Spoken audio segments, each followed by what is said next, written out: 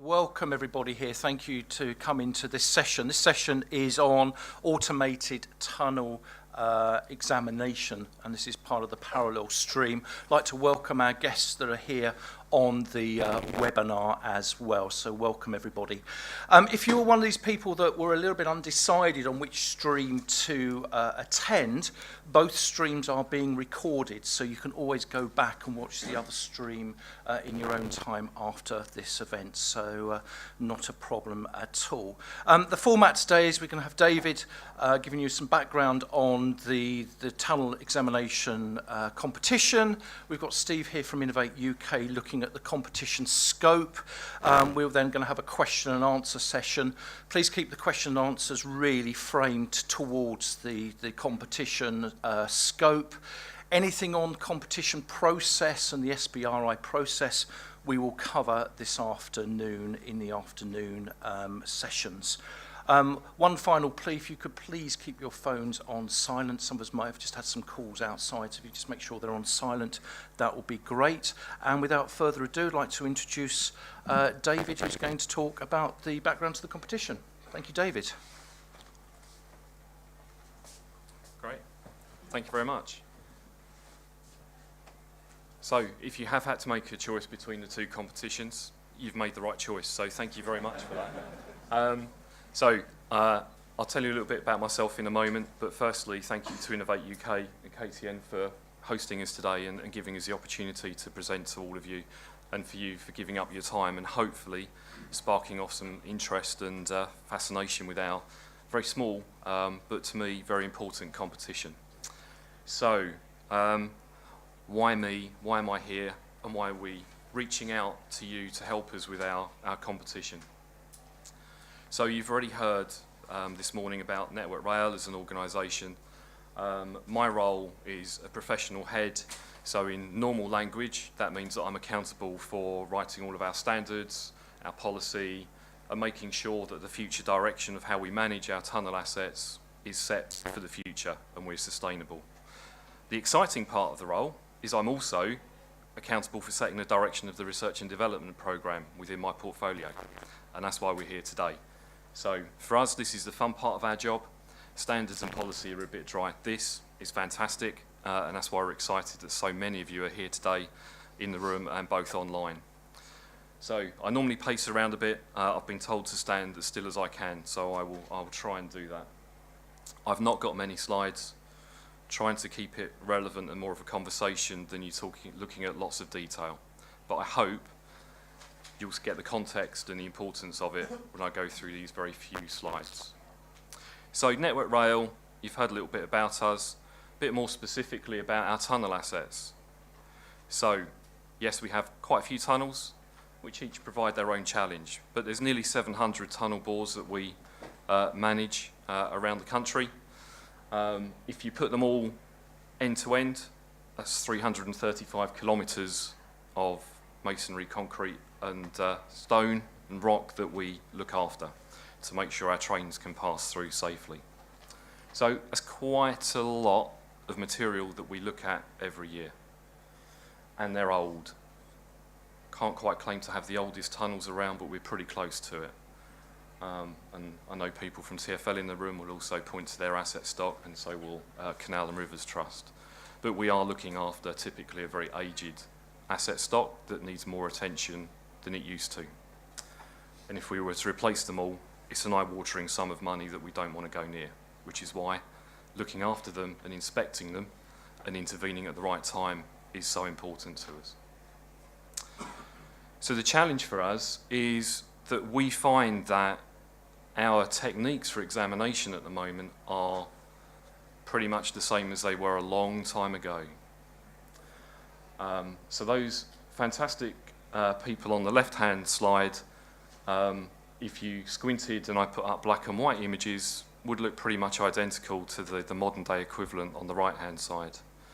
So from a converted cattle truck in the 1950s to a more bespoke piece of plant, okay, I guess that's development and moving things forward.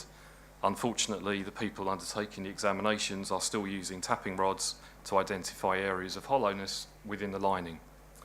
So we haven't really changed. and we are going to change, and this is why you are here today. So, as Janine mentioned earlier, we rely on humans to detect all of our issues, which is absolutely fine. We have a number of tunnel examiners that go out every weekend during the weeks for us, nights, in a pretty grim environment, but they go out faithfully for us and deliver the best possible product they can for us, and we appreciate that very much. However, we're kind of expecting a lot from them. I'm wearing glasses, my eyesight isn't perfect, probably my hearing isn't perfect either, although I might not realise that. So we're expecting the same output from individuals set out to do the same task, which we know is variable. And we've tested it. We know that even with our most competent examiners, the output we get can't be relied upon. No one goes out to do a bad job, but we're humans. We go out on a different day, we're going to see different things, detect different items. Some days it'll be fantastic. We'll see a lot more than we had on other occasions. So we want to remove that variability from our examination process. We also have a challenge around time. Every new franchise that's awarded, typically, obviously it's very passenger focused. The train operators want to push more trains through the network. Absolutely great. If you're going home late one night, you really appreciate that train being a fraction later so you can get home. Similarly, getting around earlier in the morning. So from a passenger perspective, more services, great news. And the same with the freight trains. However, for us trying to maintain the network, it takes a lot of time to go out and inspect all of our assets, and being selfish, the tunnel assets. So we expect an accurate output from our band of fantastic humans to be very reliable, but also to be done incredibly quickly. And every year that challenge gets worse and worse and worse. So we're looking for new ideas and an evolution of any work that we've done previously. So, challenge to the room. Where's the defect?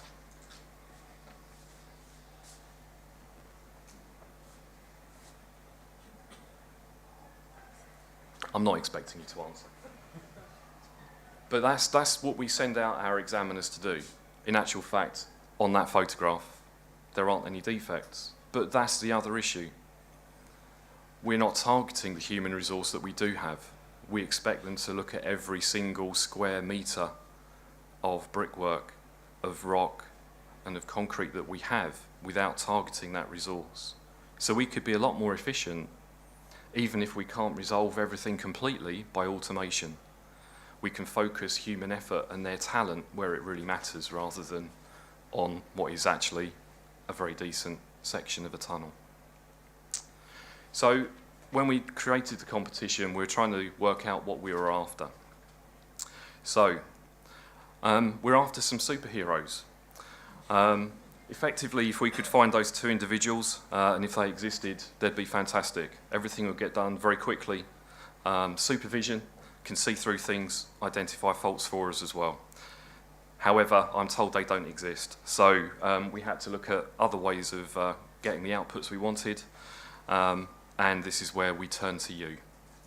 So we're hoping, with all your networking today and all your fantastic ideas, you can help us recreate their abilities and more into our project. So to summarise our needs and our aims for the project, it's removing human effort where that's feasible.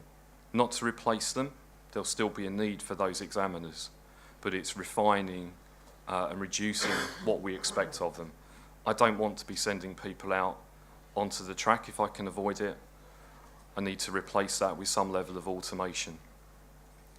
And we can then use them to look through the outputs that are created by your fantastic products.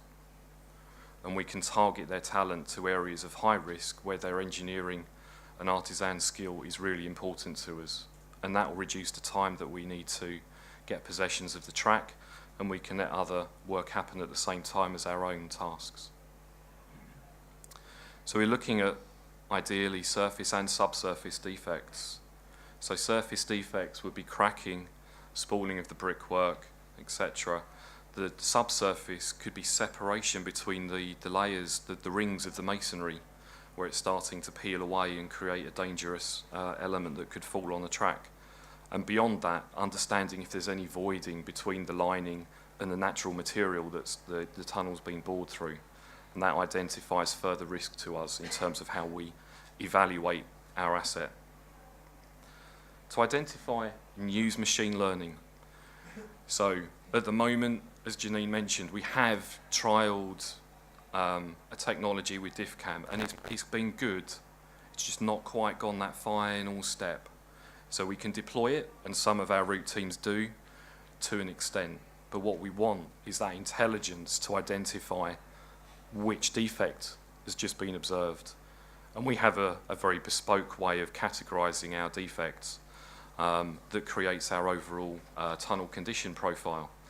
And for the machine learning to correlate between what they've observed on site and translate that into our coding is incredibly powerful for us. And that will lead to a lot of efficiency in our engineers' evaluation time.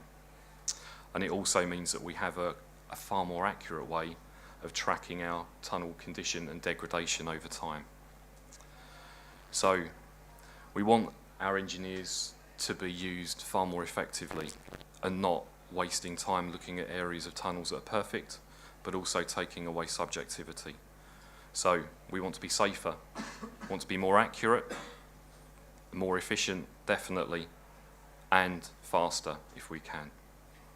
So now we'll hand over to you to tell us what you can provide for us to help us achieve those aims.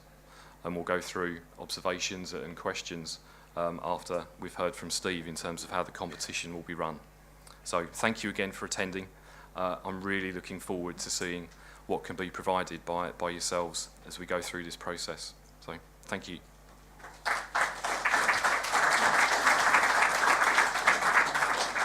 Thank you very much, David, and certainly that's a very clear definition of the challenge that Network Rail face here. So really exciting times to bring some real true technology into this area.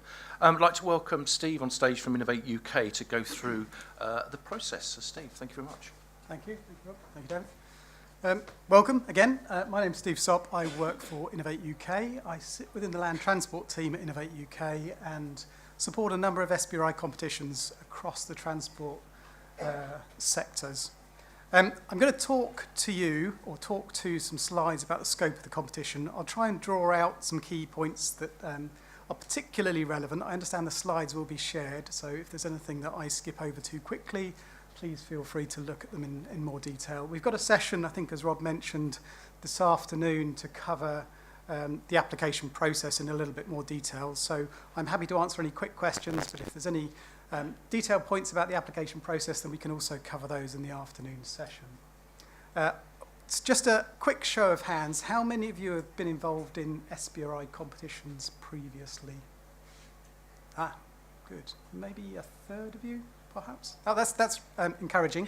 I do struggle with SBRI. The term SBRI stands for Small Business Research Initiative. It's not only open to small businesses, and it's not necessarily research. It's often development and integration, but we're stuck with the name. I'm going to talk to these slides. I'll draw out some key points around the design of the competition. So, primary aim, as we've heard from our Network Rail colleagues, this is an opportunity for Network Rail to brief you on the competition and for me to give you some advice. Set out the background for this competition, the scope, guidance in terms of completing the application, and it's also an opportunity for you to answer questions. If there's something really key and pressing, please raise your hand. Otherwise, we've got a session at the end of this to cover questions and answers. Let's move on. Competition summary. So organisations can apply for a share of 1.5 million plus VAT.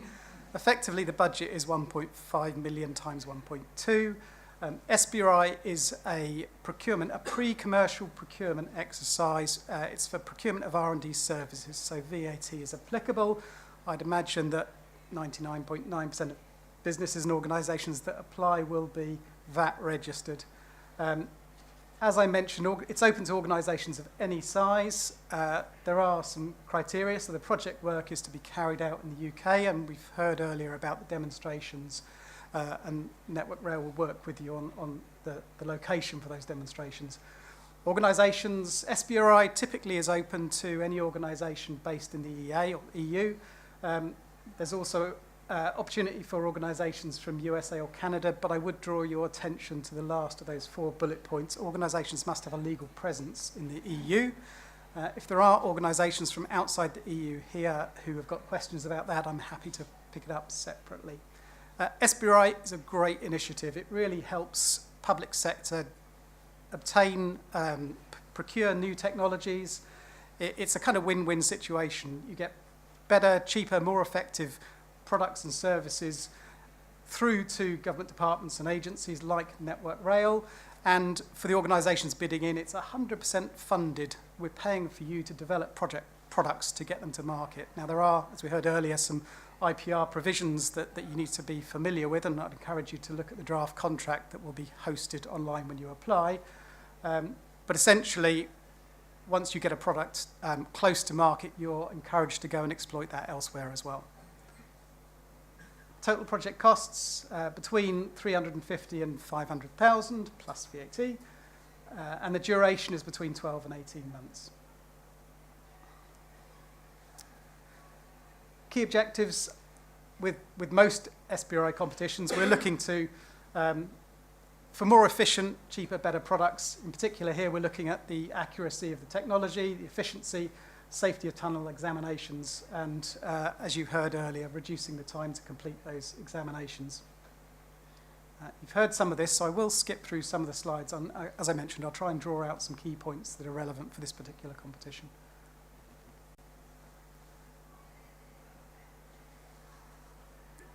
Again, key points, you're developing a solution for automating tunnel examinations and the demonstration on a live railway. Please bear that in mind when you're thinking about what you put in your bid and what you're thinking about towards the end of it when you get to a demonstration. Network Rail are looking to select up to three projects to fund out of this competition over that time period. With most SBRI competitions, those of you that will have completed or taken part in SBRI competitions before, it's a fixed price contract for deliverables with set milestones, and you are paid depending on your progress towards those milestones. So they will be key and they will be added to the contract when it's issued, but we will cover more about that in this afternoon's session. With SBRI competitions, it's a contract between the contracting authority and a supplier and a contractor. So it's a bilateral arrangement. Now, you are encouraged, if you don't have the capability within your organisation, to look elsewhere at other partners, bringing those in to support you, but those other partners are treated as subcontractors.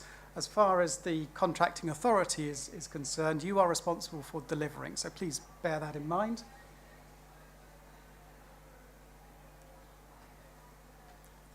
You can work alone, I mentioned.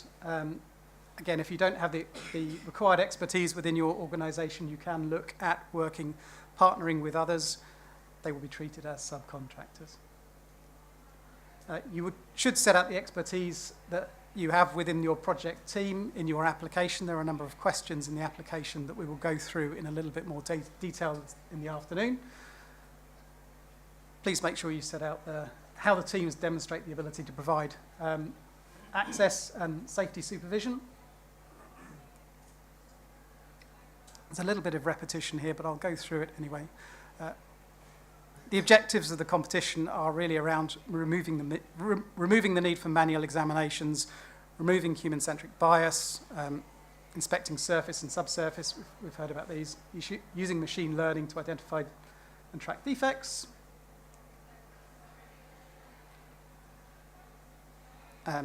aiming to improve accuracy and efficiency of tunnel examinations. There are particular points here which I will leave you to read at your leisure. Essentially, do make sure that output data is in a format that aligns with the tunnel condition marking index, which will be made available to you. There are a number of documents that support this exercise, and they will also be hosted on the FTP site. So when you register for the competition, you will be given a password to access a secure site, and that site will have some related documentation in there as well as the application forms and the guidance and a draft contract. We've heard information this morning from Network Rail about its operations, 600 operational tunnels throughout the network.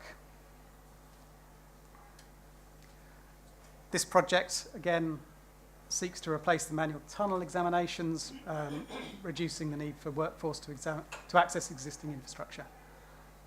Let's skip through these. Importantly, projects will build on previous work undertaken during Control Period 5, so we're now moving to Control Period 6. This was covered earlier. Essentially, the technology should be new. Network Rail aren't looking for technology that is available off the shelf. They're looking for some step change in the functionality of the technology that they're procuring. Designed to significantly improve the cost and increase safety of tunnel examinations.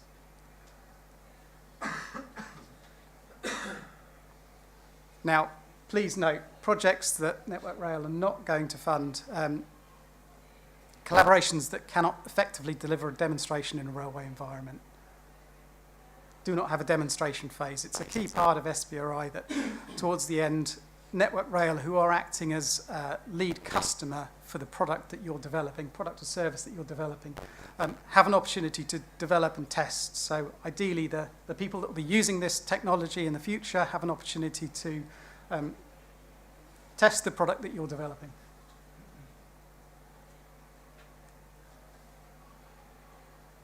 And again, with all SBRI competitions, we are looking at developing products and services that public sector bodies, like Network Rail, can procure, can go on and procure through a separate exercise. Again, SBRI is pre-commercial. Hopefully we will support you to get a product that is close to market, and then you'll be eligible to move to a commercial, put in a bid for a commercial procurement if your product meets the requirements for Network Rail. I will just mention very briefly, encourage you to look at the Crown Commercial Services Spark framework. If you're not familiar with it, please do look it up online. This is a new initiative. It's an innovation marketplace that's sponsored by Crown Commercial Services, hosted by Crown Commercial Services. It's an opportunity for it's particularly useful for SBRI contractors who have got a new innovative product that is close to market. They can register on this Spark framework and have access to the whole of the UK public sector. It provides a really useful route for the public sector to procure innovations. So again, just on the points here, please bear in mind they are looking for a significant change in the level of innovation. They won't fund projects that are not high maturity or have high technical risk. SBRI, in principle, is a pre-commercial procurement contract for R&D services. It's not a procurement contract for purchase of kit necessarily, so please bear in mind that in your application you should be setting out the costs around the development activity that's part of this work. So Innovate UK has a general approach to SBRI competitions where we expect to see at least 50% of the contract value attributed directly to R&D services. So there may be kit and equipment that you need to purchase as part of the exercise, but at least 50% of the contract value should be associated to the development activities. Again, SBRI, we're not looking to fund commercial development activities, so we're not looking to fund any quantity production. There may be limited runs that you can cover through an SBRI contract, but certainly the commercial phase is out of scope, and any commercial procurement will be done in a separate exercise. Again, we're not looking to fund supply to establish commercial viability or recover R&D costs, and integration, customization, or incremental adaptations. What we're looking for is development of your product. There may be some implementation to the railway network, particularly if you're taking a product that's used in a different sector, maybe in the aerospace sector or the roads space, and needs some development and integration to the railways. That's quite common for SBRI competitions, but we're not looking for you to take something off the shelf that Network Rail could effectively procure directly. You've heard previously from Network Rail about the support that's on offer. Network Rail will act as a lead customer. Again, this is another really exciting aspect of SBRI competitions. You get an opportunity to work with a major public sector body like Network Rail to develop your technology. You get to an end point having had that input and advice from Network Rail. So hopefully we all want you to come up with a successful product at the end of this that Network Rail will want to procure.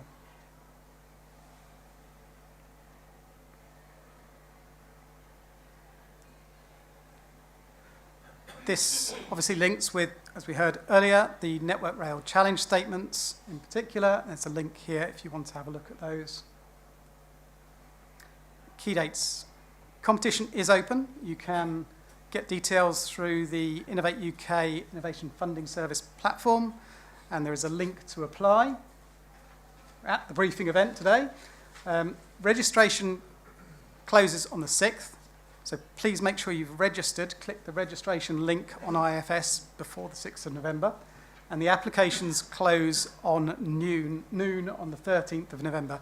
That is an absolute hard deadline. There's no exceptions made. So please don't leave it until the last minute. We expect interviews week commencing 6th of January. Contracts awarded by 10th of February. Please be ready to start your projects on the 1st of March. That's really important. There's some information here on some other quite successful SBRI competitions that Innovate UK has supported in the rail area, in the rail sector, funding through DFT. These were the first of a kind, again, single phase SBRI contracts, rounds 1, 2 and 3. Some information there, and also on this slide pack are some links to the successful applicants for the various rounds.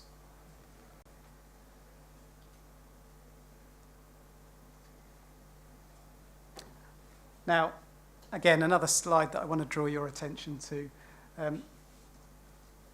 Based on the applications that we had in previous rail sectors, we had a number of quite common errors in the application process, so people submitting applications that weren't fully completed, people not being familiar with the budget, the expected budget, expected project costs. Please make sure you're within that window. VAT as well, because this is a pre-commercial procurement contract, VAT is applicable. Your contract value or your contract award when it's issued, if you are successful, will have a maximum value that is inclusive of VAT. We can't extend that to add on VAT at the end, so please make sure your VAT costs are included in your application price. Please make sure you set out the skills and experience of the teams, and where there are documents that you need to download and complete and upload, please don't convert the format. There are also some page limits that are associated with some of the application questions or some of the appendix that you can submit alongside the applications. Please note the limits that apply. If there is a 4-page limit on a appendix that you can submit, the assessor will only read 4 pages. They won't go beyond that. And late applications, we'll come on to that. This is a overview from data from the first of a kind round 1 competition. You can see that with 2 days to go, we had less than 20. Noon on the close of the competition, we were up to 200. Please make sure you're in that first half. Please don't leave it till the last minute. There are no exceptions, and for every competition that Innovate runs, we get a number of calls at 12:05 saying, oh, my laptop battery was flat, or I forgot to press send. Please make sure it's submitted in good time. Again, top tips, please bear in mind. Read the scope and guidelines carefully. There are some links and The information is available on the IFS site. When you've finished, reread the documents. Please set out in your application why you think there's a need, set out the challenge, make sure your project is within scope. Set out why it's innovative. And again, with SBRI, it's great that you're focusing on Network Rail challenges with some innovative ideas, but bear in mind that what we're looking to do here is to get a product that is close to market that can then go on and get procured. Do start thinking about that early on, even at this stage. What is the route to market?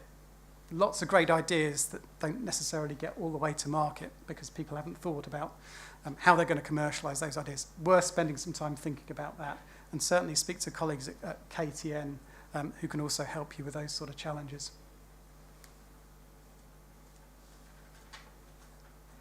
This is a link to the competition information and our innovation funding service, our IFS site, where you can apply. Any questions on the competition, we'd encourage you to go directly to our Innovate UK support team, who will collect all the inquiries and will filter them and will send them out to the relevant people. So we use that as a front door to collect any questions. They may go off to our colleagues at Network Rail. They may come to the Kelvin as the innovation lead on this competition for Network Rail, but they come into that point. Okay, open to questions. Perfect. Thank you very much indeed for that. What I'd like to do is to also invite Janine and Andrew from Network Rail to join us up the front on the panel as well. And perhaps Janine and Andrew, if you could just give a brief introduction to yourselves. Whilst they're sitting down and getting themselves organised, please, this is your time to interact with us and ask questions. Please keep them to the scope of this competition and not what other activities that Network Rail might be looking at or working on. And also it's the opportunity for our friends that are on the webcast. Please do type your questions in on the question and answer session, and my colleague Ian will ask those questions to myself. One final part is when you ask a question, please do say your name and affiliation before your question, because obviously we have a webcast, people online as well who are listening to this. So without further ado, if Janine, you could introduce yourself, please. Thank you. Yep, hello, as stated before, I'm Janine Fountain. I'm the Programme Manager for the Civils and Sustainability R&D programme within the CB6 R&D portfolio. So I look after mining and tunnels, of course, but I also look after things like drainage and earthworks and bridges and stations and footbridges. So lots of things. So the kind of questions I can help with are around kind of the process that we follow within R&D and our general strategy around R&D for the next 5 years. Perfect, thank you. Hello, my name's Andrew Brown. I'm the Principal Engineer working in the Tunnel team at Network Rail, and I'll be acting as Technical Lead on this project.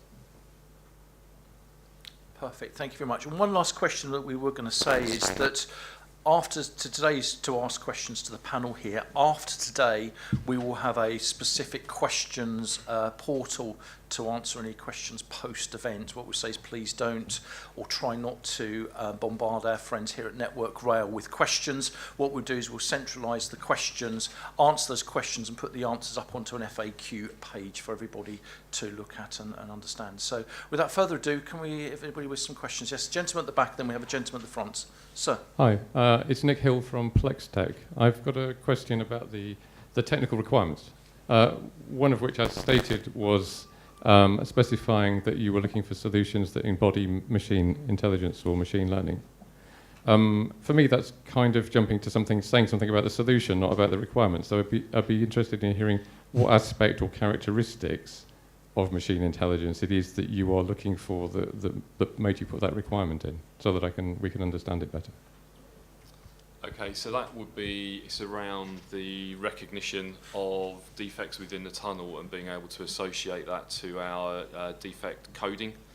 So it's that process. So maybe machine learning, there's other options aside from that, but that's the purpose of that requirement, if that helps. sorry, I haven't seen the full briefing document. Will there be more information in the full briefing document that enables you to unpick that? So you're saying that it's not necessarily mandatory to use machine intelligence, but you do specify what it is that you're actually looking for as the system behaviour. Yes, there is. So there's information in terms of all the coding that we need to be able to link to from what's observed on site, and that's in the briefing pack. Thank you. Thank you. Gentleman at the front here, please. And then we'll come over to the gentleman at the side. Thank you. Yep. My name's Michael Bath from Durham University. My question is about intellectual property. You've talked previously about Network Rail getting a royalty-free license to all intellectual property created during the project. What rights would Network Rail get to background intellectual property that might be utilised in the new product? Absolutely. Yeah, so I will have to check this, but my belief is that we will not have rights over the background IPR, just the foreground IPR generated during the exercise. Okay. I can add just maybe just in general, again, principle with most SBRI competitions is that the contracting authority has a royalty-free license to use the foreground IPR. Usually there is a requirement that they have access on fair and reasonable terms to any necessary background IPR to enable them to use the foreground IPR, if that makes sense. But the draft contract will be published alongside the application, so I would encourage you, please look at the draft contract, which includes specific IPR clauses. Obviously, this is quite a legal and legally complex area, so you might want to pay particular attention to the provisions in the contract. We don't anticipate the core terms of the draft contract changing from when the contract is issued. There may be some negotiation with Network Rail depending on the specifics of the project to make sure they capture costs or milestones. Perfect, thank you. There's a gentleman here, then I think we've got a question from our web audience after this. Thank you. Hi there, I think I need to stand up. Puneet Chabra, CTO at Headlight AI. We are a deep tech company making AI solutions for harsh and complex environments, especially with the transport. And recently we've been involved in an Innovate UK project with Network Rail, looking at underground voids and mines and deploying some sort of sensing and doing some AI on top. This is really quite an interesting competition. My question is more on the actual deployment and the test demonstration side of things. As a very young company, we are learning what's really required in terms of going to these environments and the trainings and the certifications involved and things like that. As part of the application, what kind of support should we expect when it comes to actually demonstrating the technology? Do we need to go specifically with a partner that has expertise to deploying a solution in these environments, or can we rely on some sort of support from Network Rail that once the technology is ready, because we've deployed it in the water industry with tunnels and sewers, which is slightly different to rail. Can we put that as part of the demonstration where we expect Network Rail to help us actually taking the system down there, provided we already have confined spaces, training and things like that. So.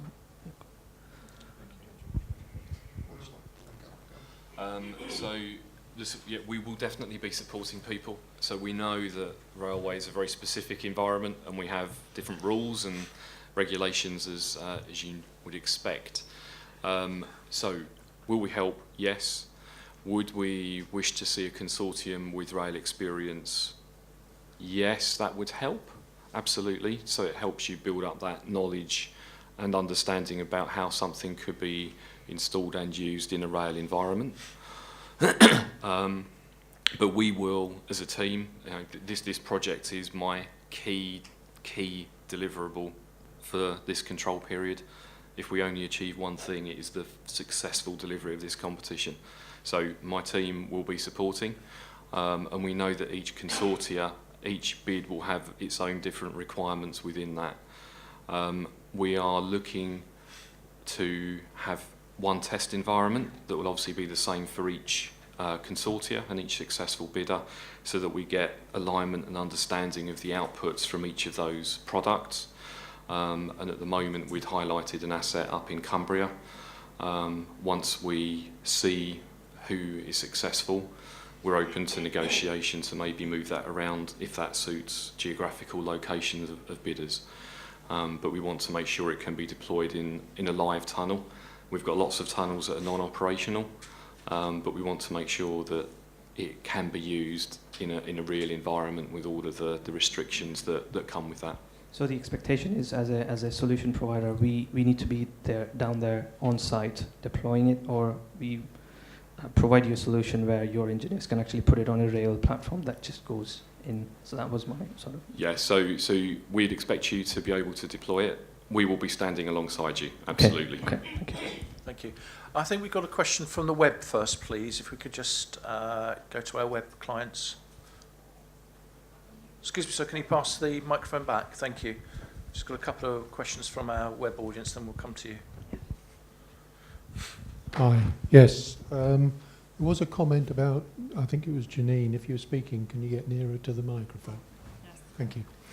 There's been a few questions on the from the webinar people. Ganesh has asked whether you would be able to present some subsurface defects. Are there any particular ones that you're interested in? He also supplemented that by saying, are you interested in a few tunnels or all tunnels? I think in the main session we talked about you providing a tunnel. Yeah. Okay. So subsurface defects effectively come in a few forms for us. There are defects that occur within the tunnel lining, and this is mainly in our masonry asset stock, which is made up of separate rings of masonry. And when the tunnel's constructed and everything is perfect, all of those are bonded together nice and securely, provides a nice strong surface that allows our trains to run through a well-formed hull.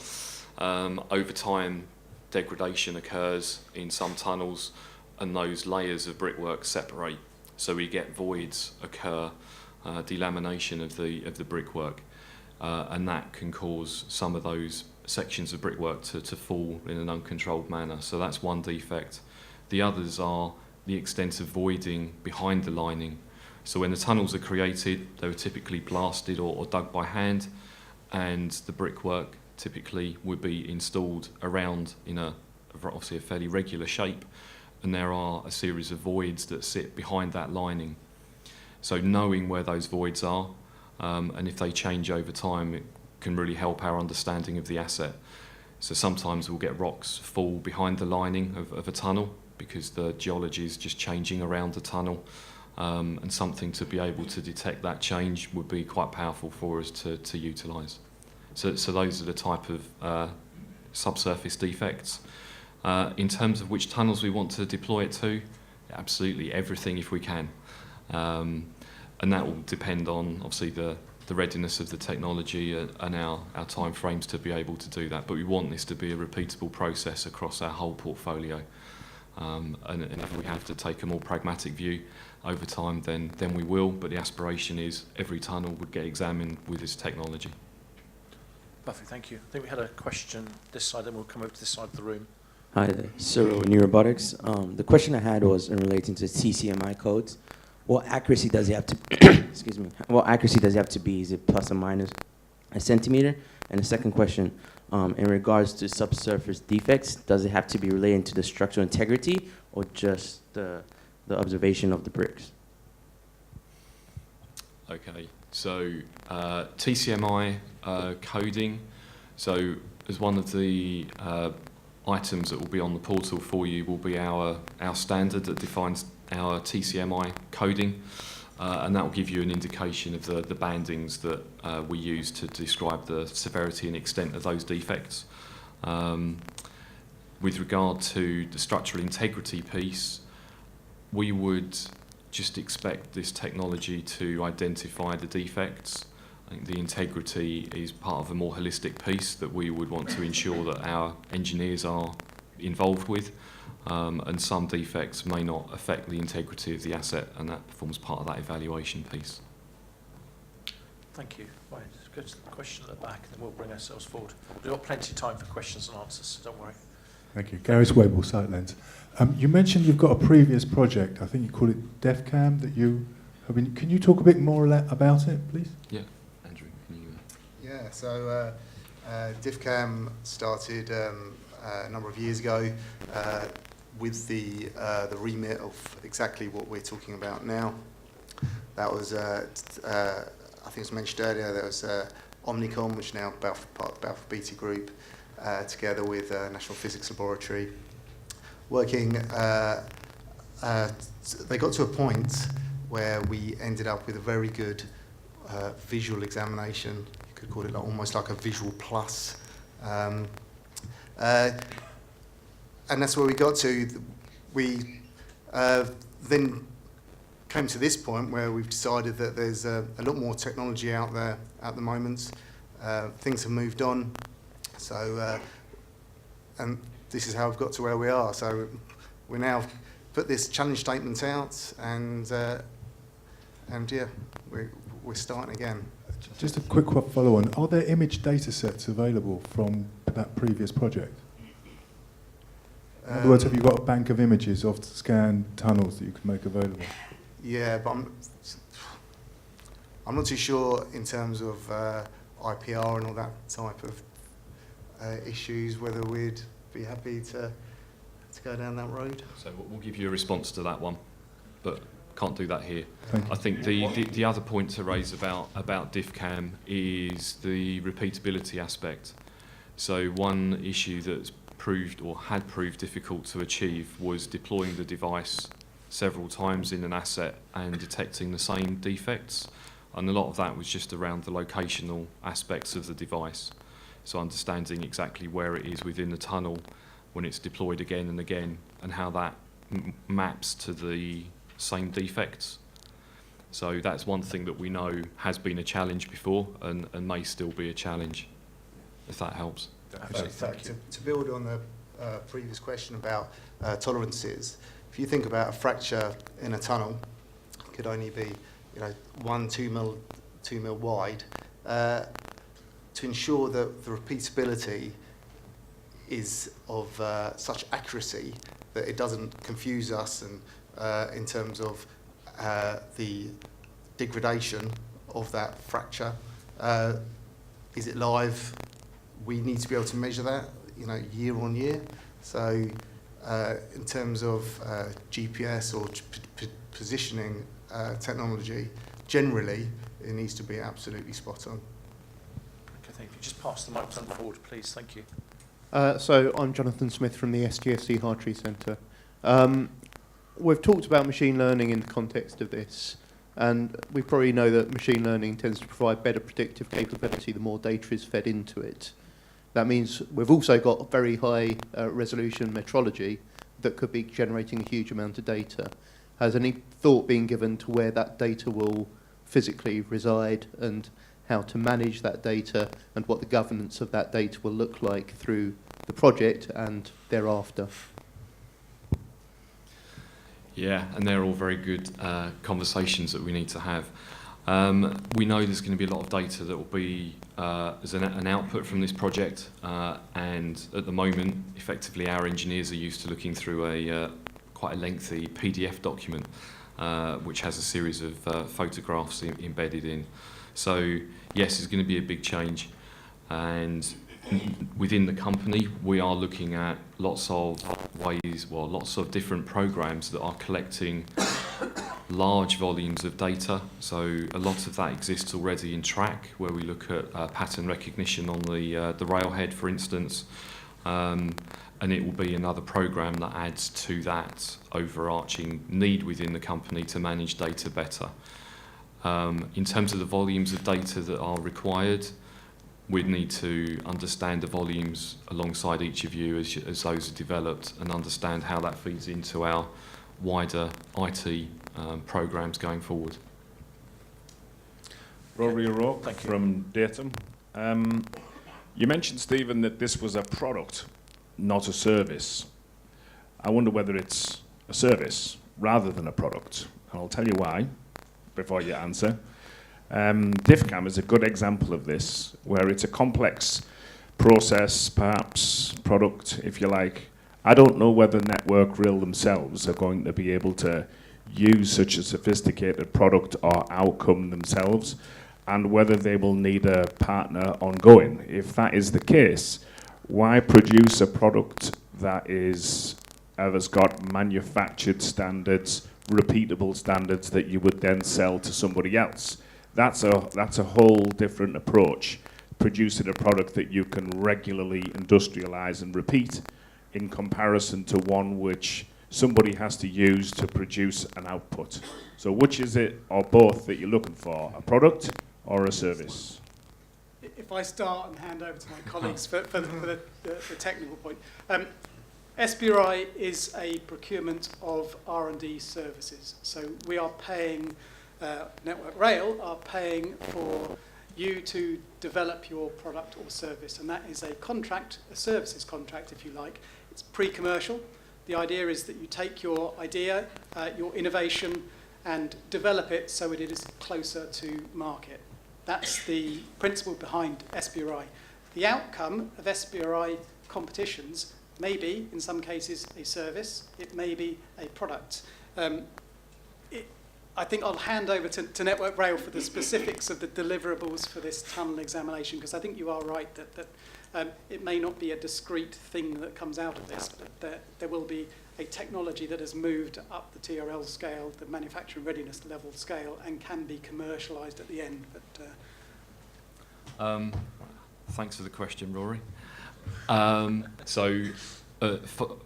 the successful outcome of the competition, we'll obviously be evaluating the bids and the products that are produced. We then will be looking at how we implement that going forwards, and there is money to kind of industrialise and take it on board as an item within control period 6, so within the next 5 years. I think it will depend on what's been produced, what type of user interface sits with that system, and how the data can sensibly be managed as to maybe the future approach in terms of how we adopt that within the company. That, I believe, just needs to be an ongoing conversation during the course of the project. How we implement it and take it forwards within the company, our strategy is to move it into our intelligent infrastructure program, as it's called at the moment, that will help us take it from your wonderful work into something that we can use on a regular basis, and that will be that conversation at that point in time. Thank you. Right, gentlemen, then we'll come to the front. Thank you. Steve Mills, University of Birmingham. There's a couple of things that I identified in the slides that were presented. One is that you are looking for technology that doesn't actually contact the tunnel walls, which is an interesting challenge in itself. Because I was wondering, how does Network Rail then expect somebody to find voids, etc., without any sort of sounding technology, which is the current method of doing that? And have you any thoughts on how that might be achieved? Okay. Do you want to? But in terms of the technology, that's obviously the challenge. But you know, that's why we're here. Yeah. Sorry to state the obvious, but you know, there's reasons behind that. So we have infrastructure in the tunnel soffit, whether it be OLE, whether it be some sort of water management sheeting, for example, which obviously become an obstruction. And that makes things difficult. We also want to remove the risk of people working from at height. You know, boots off ballast is one of the our key deliverables for this project. Also, tapping itself at the moment obviously is a form of contact, and that comes in with risks. On myself, I've stood in a tunnel and tapped, and a brick has fallen into my hands. So we've got to move on from that, and these are very important safety deliverables. I think that's the answer here. This is why we're coming out to industry to say this is the challenge.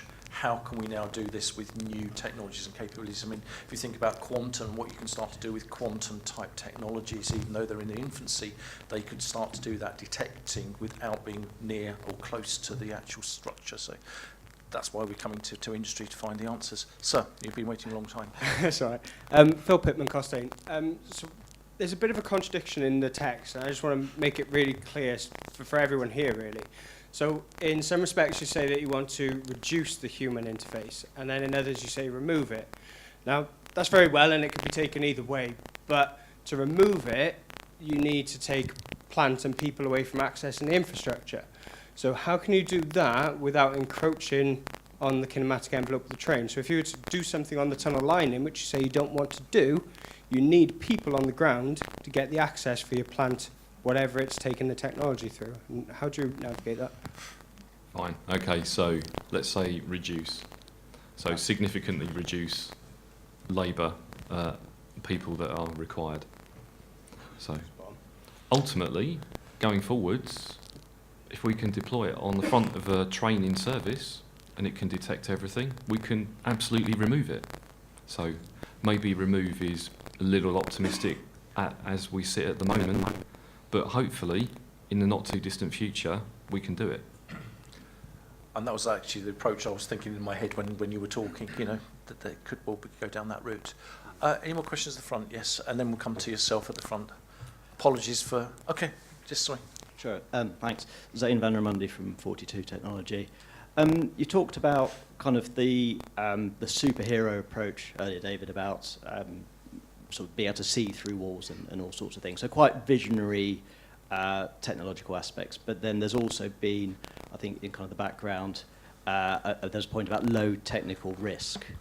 I was wondered if you could kind of comment on marrying those two requirements and specifically what you're expecting from a start point within the project. I understand that the end point is kind of something that you can evaluate, but are there any limitations about that start point, and specifically whether they need to start with something that's been proven somewhere, or whether it's more about the process and evaluating different options within the project to arrive at something that best fits your needs? Okay. So, fully appreciate that parts of this challenge are going to be easier to achieve than others. Absolutely get that. Are we going to be shooting for the moon? Yeah, if we can. There might be a wonderful combination of people sat in this room and on the webinar that have got all the constituent parts and they just need to be aware of them. In reality, I'm a pragmatist and I want to get something delivered. So when we come to evaluation, there'll be decisions that we make, but I want people to be aspirational and set quite high marks in terms of the bids. In terms of everything being ready now, I absolutely get that some of it will be far less developed and more on that aspirational side, but if there's confidence in what can be done, that certainly won't be discounted. It's just understanding that development that would need to be undertaken to achieve the whole objective.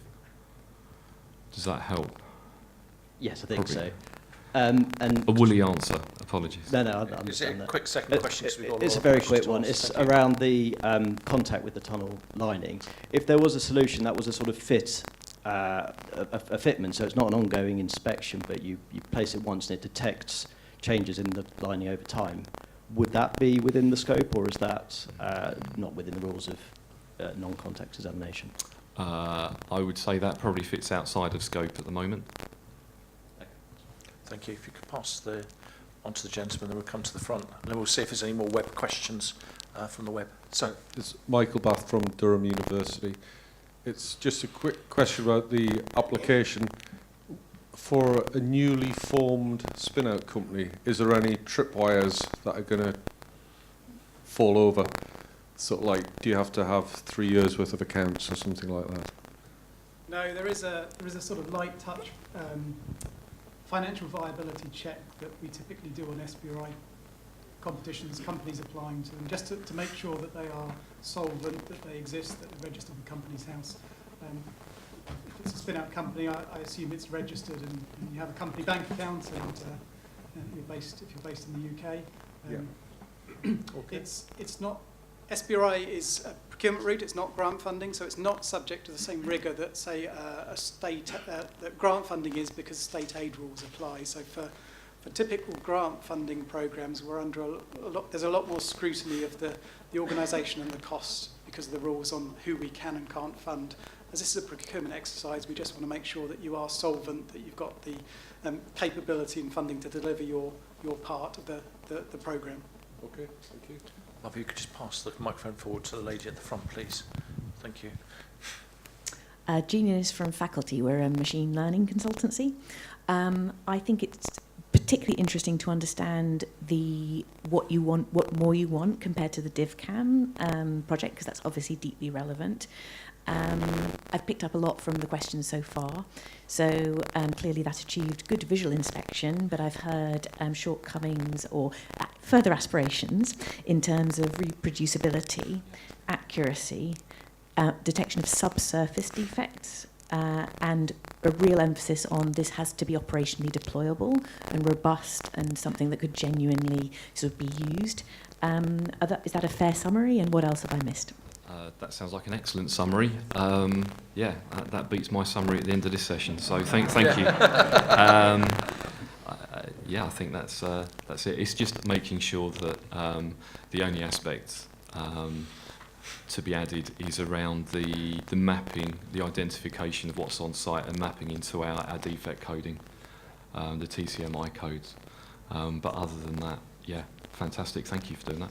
Perfect, we'll employ you for later on. Right, we're going to go to our webcast audience, come to the right-hand side and then left-hand side. We still have another 15 minutes or so for questions and answers, so we will get everybody in, don't worry. Thank you, Ian.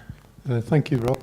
I think it's a follow-on from the question before the young lady spoke, which was about, you talked about where the companies could be based. In terms of the project work itself, does that all have to be conducted in the UK, or can just the demonstration part of it be conducted in the UK? Or what's the balance?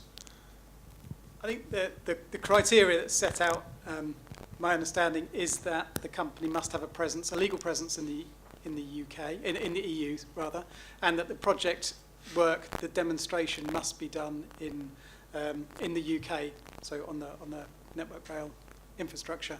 So if there is some development that's taken place elsewhere, then that's probably all right. I think the point to bear in mind is how you work with Network Rail as the lead customer and how you engage with them. They will clearly be important as you're taking that development forward, and we'll need to work closely with you, which may be a little bit more difficult if you're based elsewhere, but in principle, if you're an EU company and have a presence in the EU, if you're in USA or Canada, then that should be okay. We work on European funded projects, as you will have seen from earlier. So yeah, we're used to collaborating with parties in different countries. So yeah, by all means, that shouldn't stop any bids from our perspective. Absolutely. Any more questions from the web, Ian? Just on that, sorry, we deliberately said that we wanted it worldwide, not just European. So it has got the scope to include organisations. Absolutely. That have Okay. abroad. Any more web questions, Ian, before we come to the live audience here? I think there was one that was talking about the balance between surface and subsurface. You're obviously interested in both.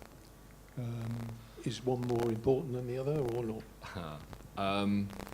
But both equally important. But I think this is probably where we come down to maybe a pragmatic deployment on conclusion of the project.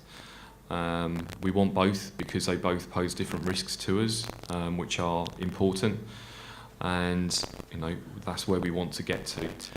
If we end up with a product that is razor sharp on all the surface defects, but still needs some work going forwards in subsurface, I'm not going to lose any sleep over that, but I just want to make sure that we carry on that journey of developing a robust product that does absolutely everything.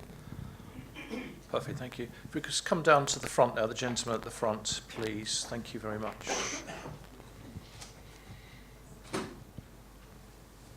Thank you. Malcolm Donald, Ploughman Craven.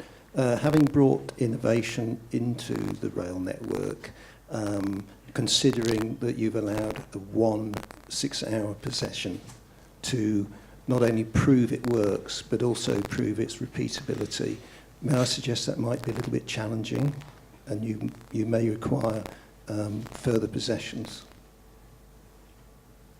We may, yes. At the moment, though, we need to make sure that the bids are all on an equal basis, and we need to be able to ensure that it can be deployed within that possession availability, and can run through and complete the scope of that task to give us an equal measure of what can be done. So yes, it would be lovely to have more opportunity, but it does also reflect our difficulty in getting access, particularly to deploy something like this, which detracts from obviously the maintenance and other tasks that need to be undertaken.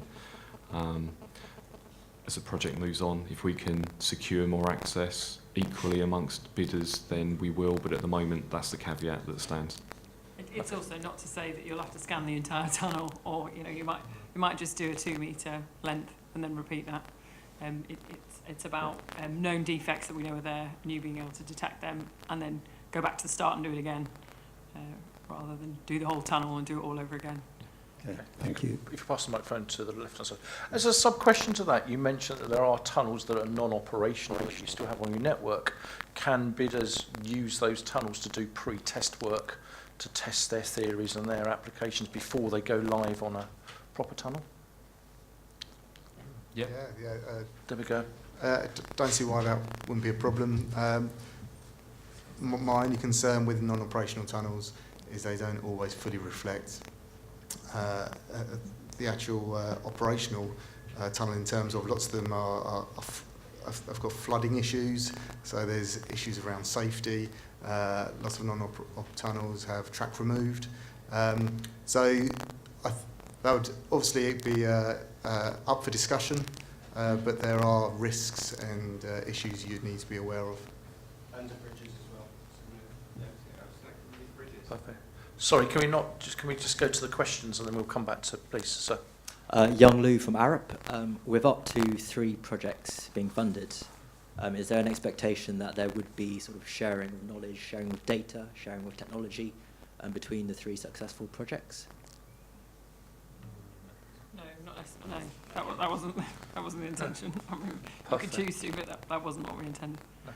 Right, if you could pass the microphone back to the gentleman behind, please. Thank you. Hello, it's Nick McCormick from the National Physical Laboratory. We were involved with the DIFCAM project with Omnicom. You talk about a 6-hour possession. Is that just to capture the data? How long do you have to process the data to provide the TCMI markings? Okay, yeah, that's purely to capture the data. And yeah, one of the other interesting outputs will be understanding the effort and time that's needed to translate and assimilate all that data to a reasonable output product that we can send on to our engineers. So absolutely, but that's outside that time window. If you can do it within the time, that would be even better. On site as well? Yeah, absolutely. Yeah. Perfect, thank you. Any more questions on my right-hand side? Okay. One final question. If we can make the questions fairly quick now, because I do hear in my ear that lunch is kind of being served. So we'll carry on the Q&A until it dries up, but there is an impetus there as well. So. Sorry, apologies, it's my second question, but it is short. A lot of SBRI competitions, quite a lot of small contracts are awarded at the beginning, and then there's a sort of gate at the end of that, and most of them fall by the wayside, and they just take forward 2 or 3, the most successful. Well, I understood from your slide that you're not doing it like that there's just 3 picked at the outset, and they go all the way through to the end, unless if they can pass through the gates.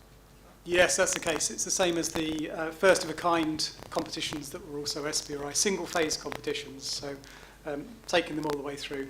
The parallel competition is a 2-phase competition, so there's a feasibility element in that one in the security competition, followed by development, trial and test in the 2nd phase. That's perhaps more typical of the general SBRI competitions we run, but we do run single-phase ones as well. Right, thank you. Thank you. Gentleman at the end there, please, and then we'll come over to this side. Thank you, sir.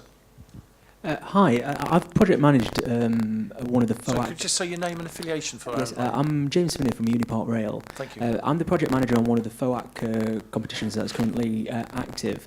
Just one observation I'd just like to make is that the project actually didn't start properly because of contractual negotiations and legal terms. Now, I know people sort of say that they need to be done, but actually that took a large proportion of the actual project, and we had to get a project extension. I know for small SMEs that the costs can be incurred quite quickly from getting legal advice. Are Innovate UK offering services to actually facilitate those? Because I know it is a big issue to try and actually deliver the projects, and operationally, I say it can actually be it's a very large barrier.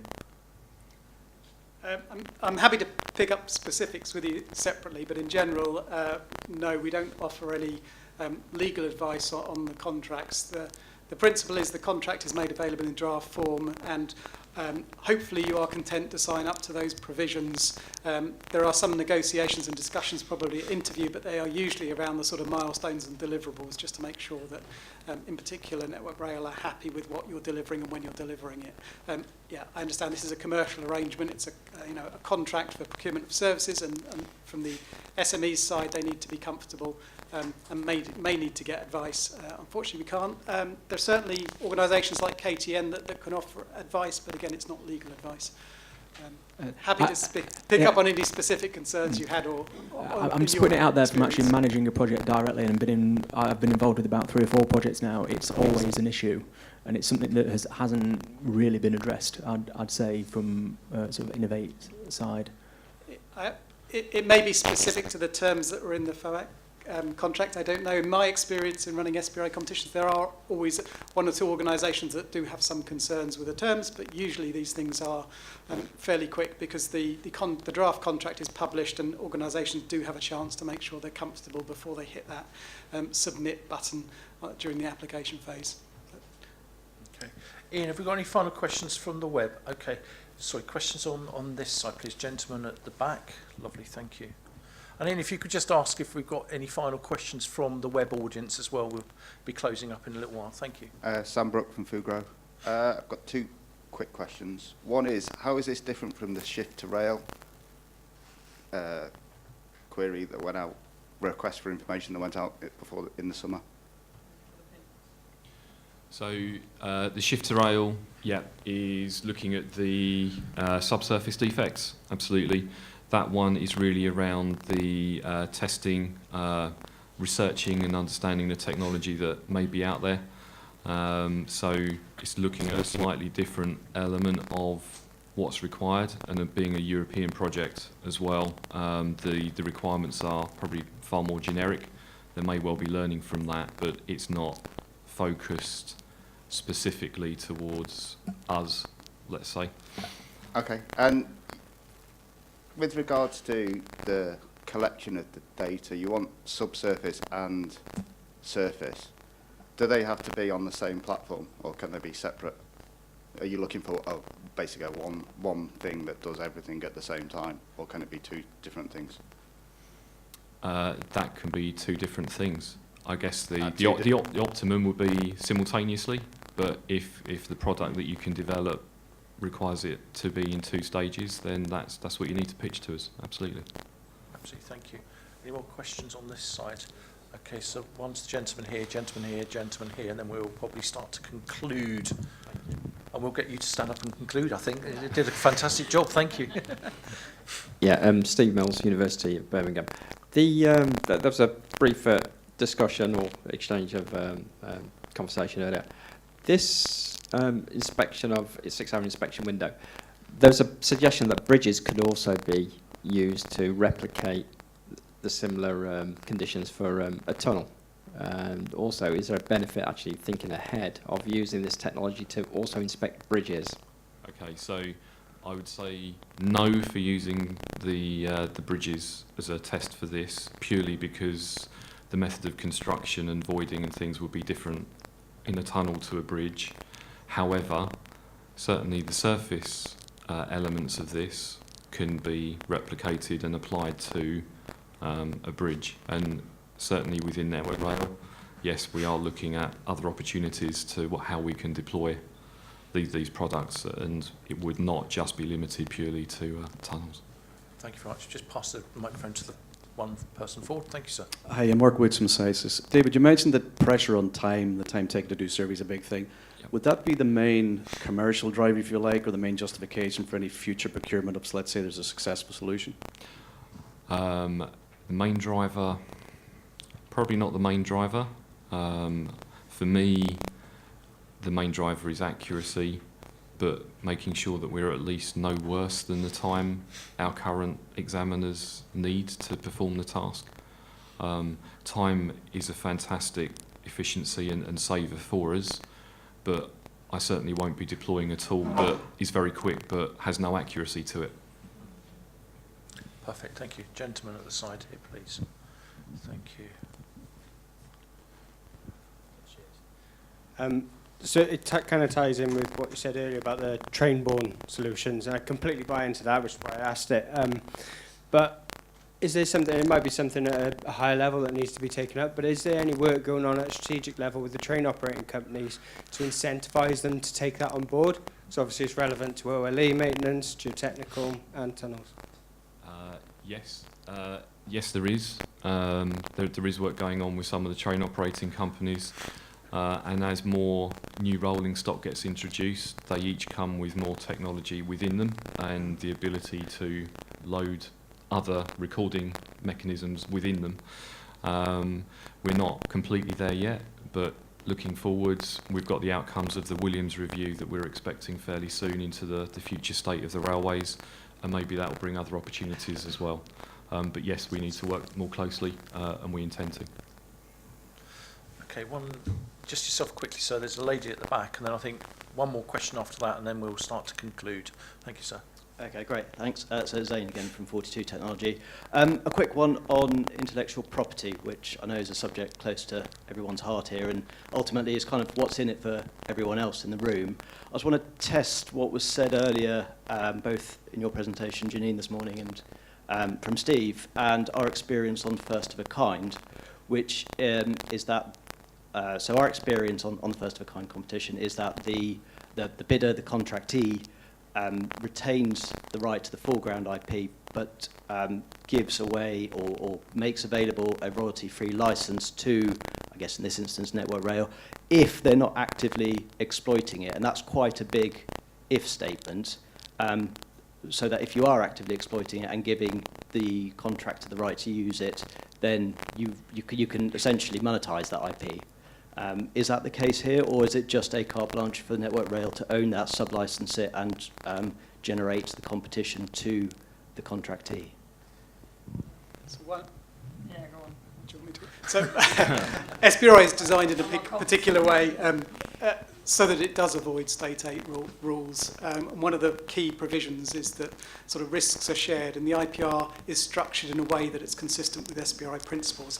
Those are that the contracting authority has a royalty-free license to use that IPR going forward. There are different detailed arrangements for different contracting authorities depending on their needs. But in principle, the contracting authority would retain royalty-free license. There is also, in some contracts and clauses, an expectation that you will go on and exploit that technology, and if you don't, maybe some provisions about clawing back that IPR. I'm not sure if that answers your question. I guess in this exercise, they are looking for a royalty-free license on the foreground IPR, and as I mentioned, access on fair and reasonable terms to any necessary background IPR to use that foreground IPR. It's probably just best to read the contract. Please read the contract. Yeah, read the contract, I think, is certainly the answer there before. Any other questions? Could you pass the microphone back? Sorry, we can't have any more questions. Thank you. It's Nasran Dadashi, University of Nottingham Human Factors team.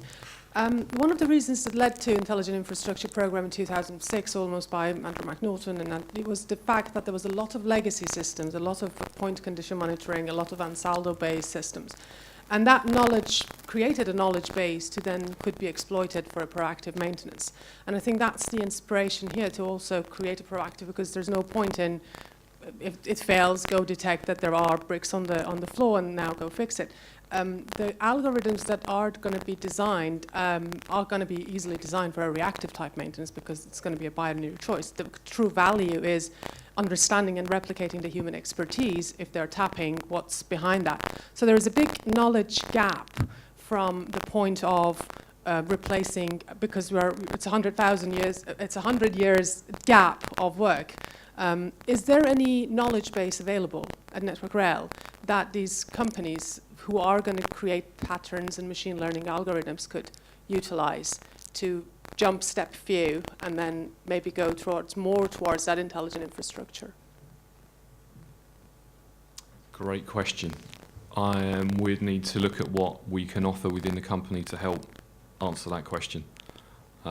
We are definitely wanting to move towards that predict and prevent aspect, and the richness of the data we should get from this will help us understand our degradation better and be able to intervene much earlier than we do at the moment at the right place.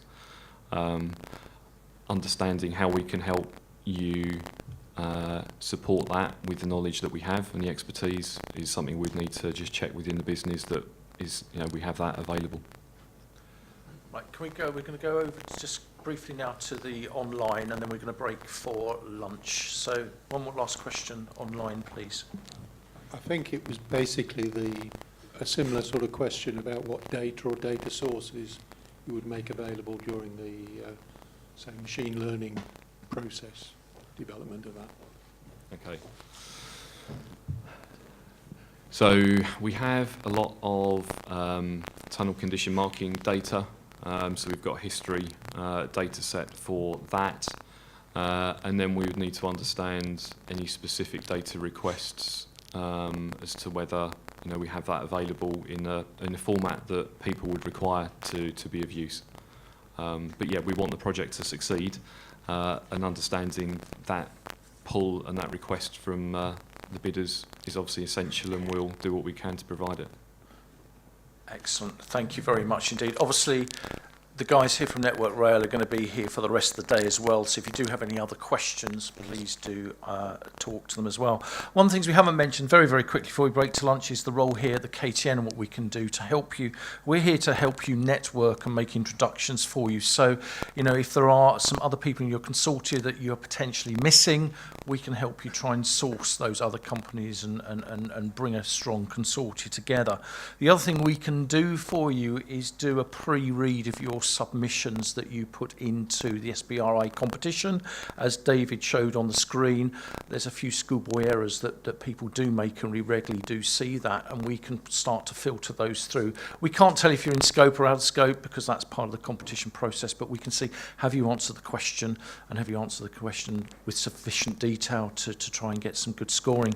But don't give it to us on the 12th of November, because we ain't doing that, I'm afraid. So the sooner you can give us your submission, even if you've only answered 2 questions, let us have a look at that and help you support that going way through. But don't think, and sorry, I'm preaching to the learned here, but don't think the 13th of November is your submission date. Come back 2 or 3 days early and try and submit on the 10th, because we do have people that miss that noon deadline for whatever reasons, and we have phone calls at 12:30 going, oh, please, can you? No, it's gone, and your 3 months of very hard work has disappeared. There's nothing that anybody will do to help you. So try and think the deadline's 2 days earlier and submit earlier if you can, because we don't want you to waste any of this time and effort. So without further ado, it's lunchtime. We've got a long networking session now. Please do have a look at the networking wall if you are looking for some potential partners or things that you can offer. If you haven't done a questionnaire on the network wall, there are some spare cards there to put your expertise in. If not, lunchtime, and we'll see you all post-lunch at 1:45. Thank you very much. Right, good afternoon, ladies and gentlemen. Thank you very much. Hope you enjoyed the network lunch and managed to get hold of and talk to some interesting new companies and people to perhaps collaborate with this competition. There's more networking available at the end of the day, so when we finish at 3 o'clock this session, it's networking and refreshments until the last person leaves effectively. So plenty more opportunity for networking. And actually, to aid your networking, part of this session is company pitches. where companies will talk about some of their ideas, some of their capabilities, and people that you might want to talk to make connections with in this particular competition. Also like to welcome our webinar cast as well, who are online. This is being recorded as well. And like all the other sessions, you can go back and see the presentations and the online recording after this event. So without further ado, I'd like to welcome Kelvin on stage, who's going to go through the applicant briefing and the SBRI process. Thank you very much, Kelvin. It's me again, I'm sorry. And I'm joined on stage by Steve Sopp. So the way we pan out the workload between us is I look after the rail programs within Innovate UK, but Steve is a specialist on SBRI. So if you've been paying attention, you'll know this is an SBRI competition. And what I'm going to do is quickly take you through the applicant briefing. It's as much to get these slides into your pack, so I won't dwell on things very much. I'll try and rattle through fairly swiftly. You know the competitions. I'm going to give you an overview of SBRI, tell you again about the eligibility, reinforce a few things, and tell you how to submit your application if you've not used this process before. Overview, SBRI is a government initiative which is managed in part through Innovate UK. Its objective is to help organisations to solve challenges by connecting with businesses, which is exactly what we see today. So Network Rail interacting with a large number of potential suppliers to solve the challenges. It is a small business research initiative, a structured process enabling the public sector to engage with innovative suppliers. It's a framework which we apply. A number of other organisations within the UK apply the framework as well, and we'll hear from at least one of those in the elevator pitches coming up quite soon. The key features you're probably aware of, the one you're most probably aware of is that it's 100% funded. It also operates under a procurement through a contract, and it is the UK implementation of European Union pre-commercial procurement, and it is deliverable based. So if you sign one of our contracts to deliver a demonstrator to Network Rail, we will expect you to deliver a demonstrator to Network Rail, which isn't surprising, but it is contract based, and it is based on the deliverables that you've said you will deliver. Eligibility criteria, it is open to all organisations. So as I said earlier, small business does not apply. It's all businesses, in fact, pretty much any organisation. It's open to companies not in the rail sector. So we're very pleased to see here today a number of organisations that we haven't seen perhaps at rail briefings before. And research organisations can apply as long as there is a clear route to a commercial output. So it's not an R&D exercise for R&D's sake. There has to be a commercial opportunity coming out of the end of it. And as we've said earlier, you need to carry out your work in the UK. Summary, SBRI, you'll get a contract if you're successful. There is a draft contract available online to have a look at, but that may change subtly before the contracts arrive on your desk, should you be so lucky. The two themes, you know the budgets. A key point to stress here, there was a question raised in the tunnels theme I wasn't at. It is 121k or 350 to 500k plus VAT. What that means is that we expect to receive applications from your organisation for more than those baseline figures. We expect to receive applications that reflect those figures plus 20%. Please note that, it's important. If everybody bounds themselves to 121k, including VAT, you'll be selling yourself short and selling the capability that you're going to deliver short as well. How do you apply? If you've been through our process before, you'll be familiar with it. It is a 14 question, but they're not all questions. Some of them are just as simple as writing your name and identifying your organisation. There are appendices available for 2 of them. Quickly going through the questions, 1, 2, and 3 are self-explanatory. No thinking required, just fill in your name and address and your registered business number, etc.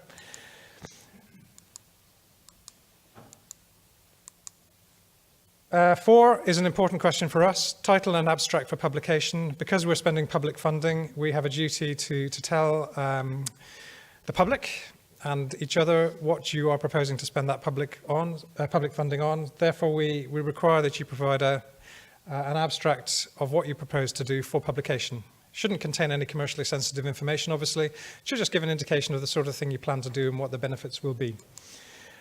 Then you go through some fairly clear questions describing your technology. For that question, there are 2 potential appendices available, which may include figures. So you can add 2 pages of appendix on A4.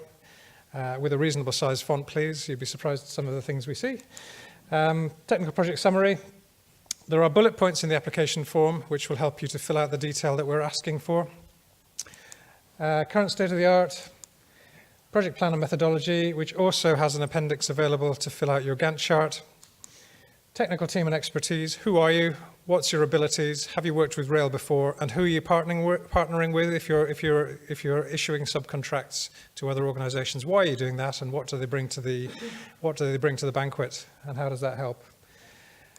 Application finances. Fair market value should apply. The costs which are eligible under the SBRI rules are listed here.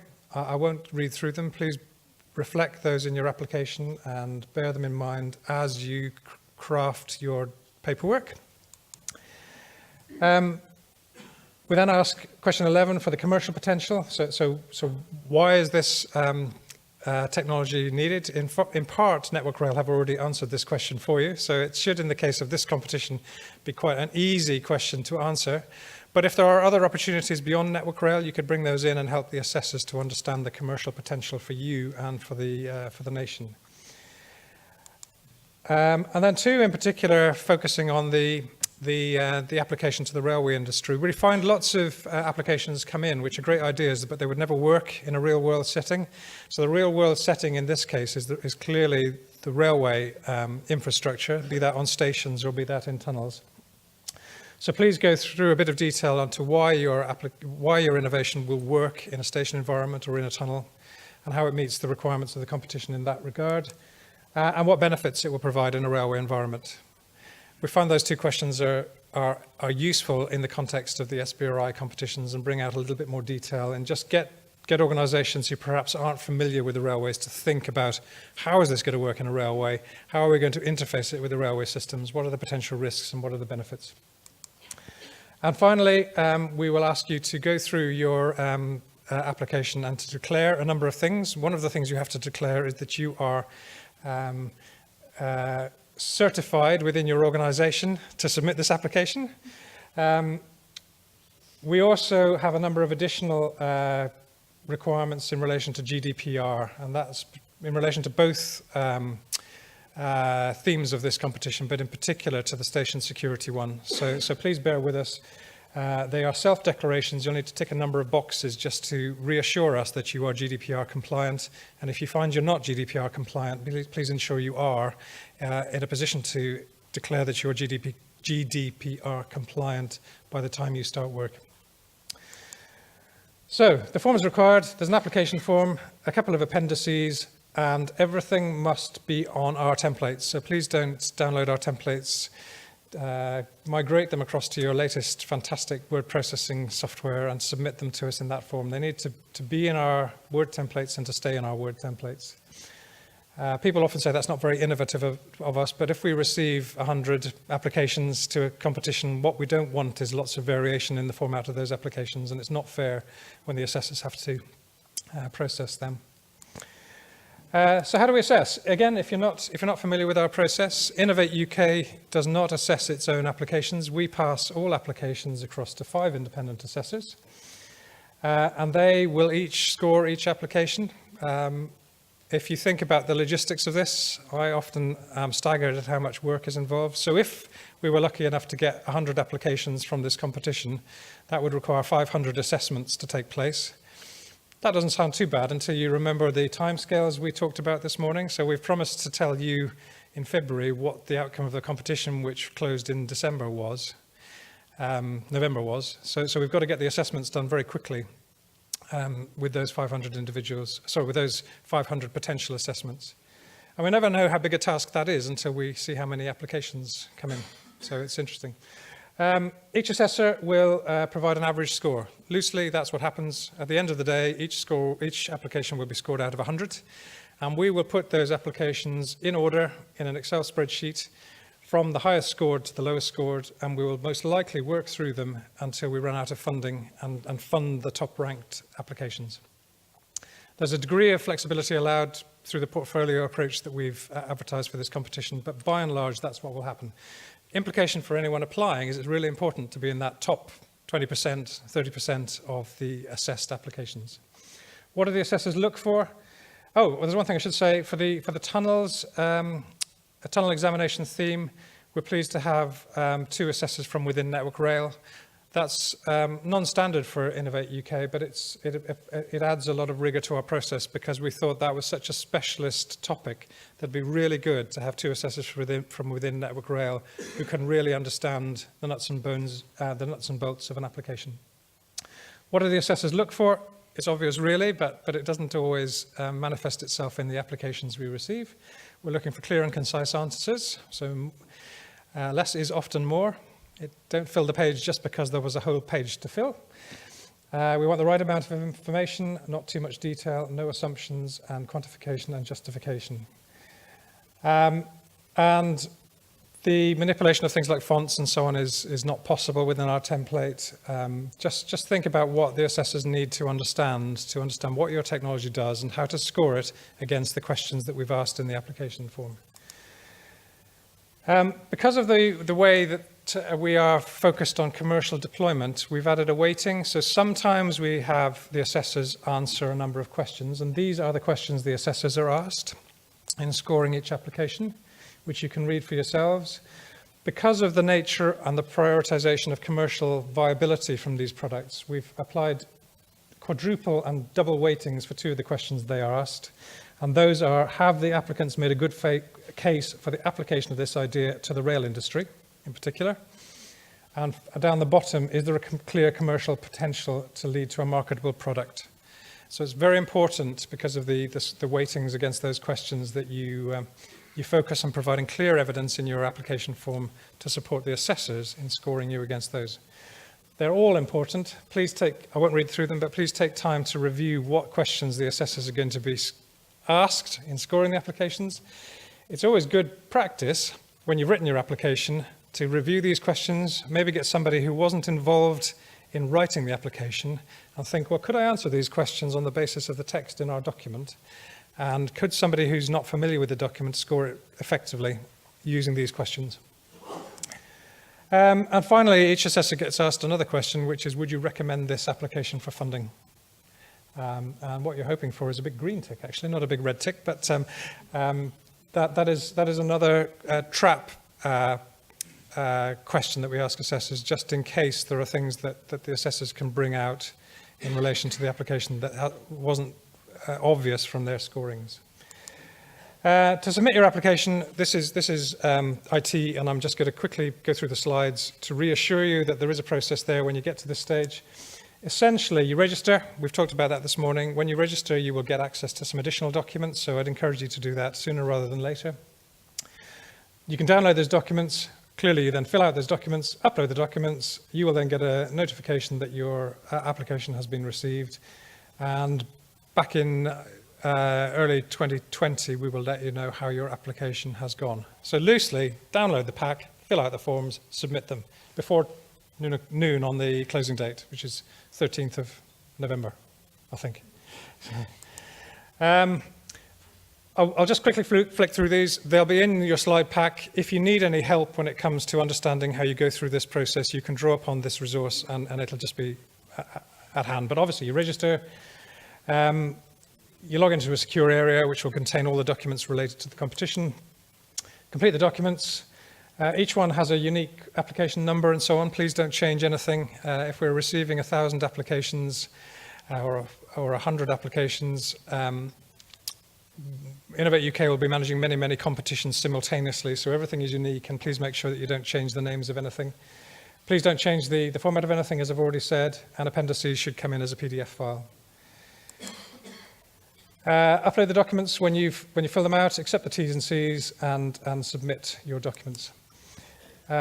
We will let you know before the date stated in the timeline, and for successful projects, we will then go through a number of viability checks. So on the closing date, we will immediately swing into action and begin assessing the applications.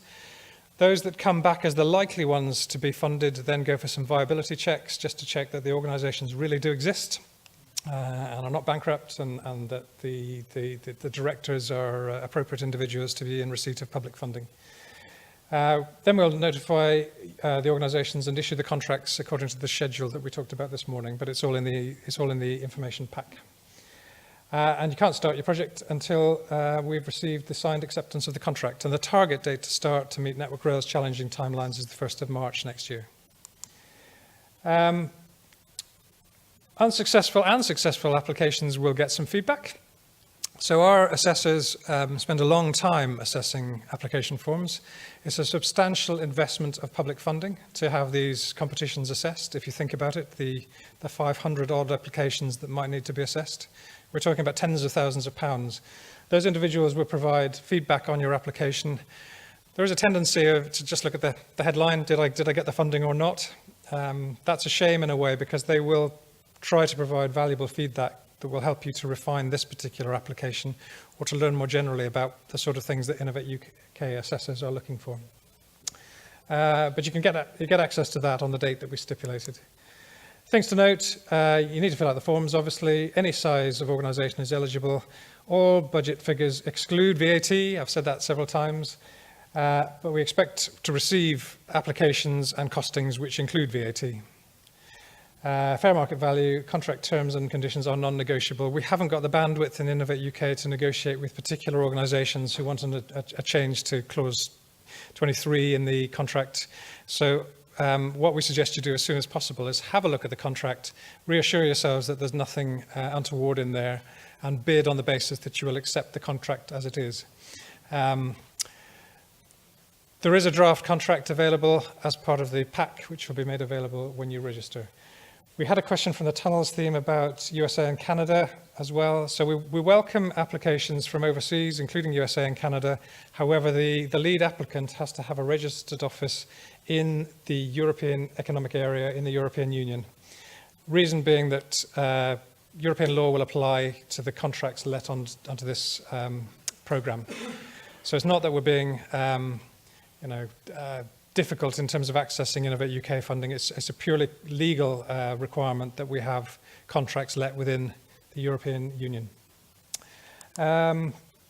Finally, Steve suggested talking quickly about Spark. Steve, do you want to talk about this, and then we'll... I can. Yeah. Do you want me to stand up? Yeah.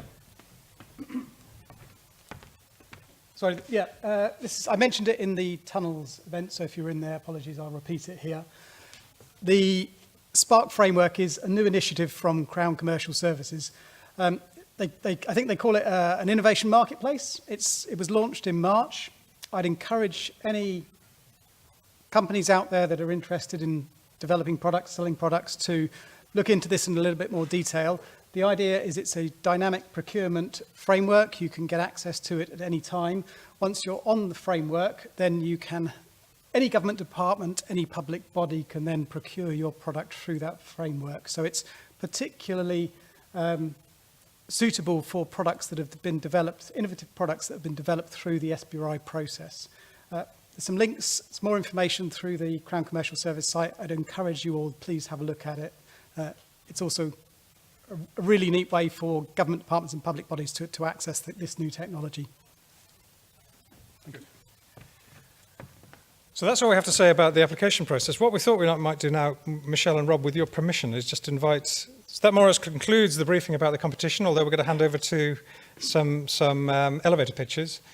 Should we invite our Network Rail colleagues to join us again on the stage? 5 minutes or so for any desperate questions. Yeah. So, Bryony? yeah, absolutely. Chloe? Karen? Janine?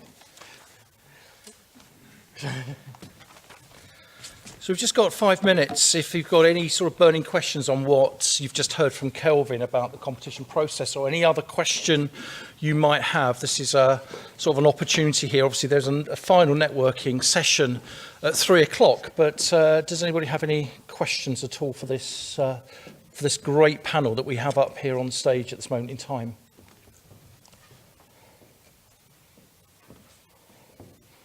Obviously, there's no pressure. Obviously, we've made it very clear what's going on, but... Karen's off to see. No questions? I think we've obviously done a very good job in explaining the process and the competition to the audience. So, any last questions? No? Thank you very much. Oh, sorry. Yes, sir. Oh, damn. Just thought we were... Just a very quick one. Is this the extent of the consortium building activities around this? Or are there going to be further ways for people to find partners? I'll answer that on behalf of the KTN, the Knowledge Transfer Networks, and myself. Ian Stock, that's at the back, and Michelle here are part of the transport team inside the Knowledge Transfer Network. You'll have our details. We are here to try and help you with this process, to try and help you make connections to new technologies, new organisations and people. We're here to broker those relationships and help the collaboration process. So no, today is not the last day. Today is the first day of us helping you up until, well, not the 13th because that's the last day, but up until when the competition closes. I'd also point you in the direction of the catapults. So you've got MTC, you've got Connected Places. There's lots of the catapults that can help you. And also RIA. So RIA have obviously got loads of supplier networks within the railway. Who else? Rail Alliance. There's lots of organisations that have a wide reach when it comes to other organisations that you could work with and collaborate with.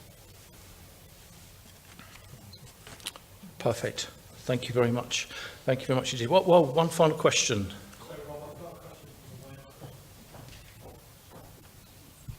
It's a VAT question. How do you manage EU companies and VAT?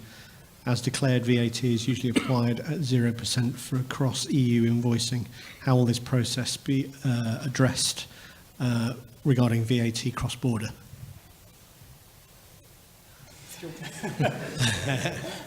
No one's stepping forward here, so I'll pick this up. For those companies that, as far as Network Rail, as far as Innovate UK are concerned, the maximum amount that we will pay out will be the maximum value on the contract. So the contract value is inclusive of VAT.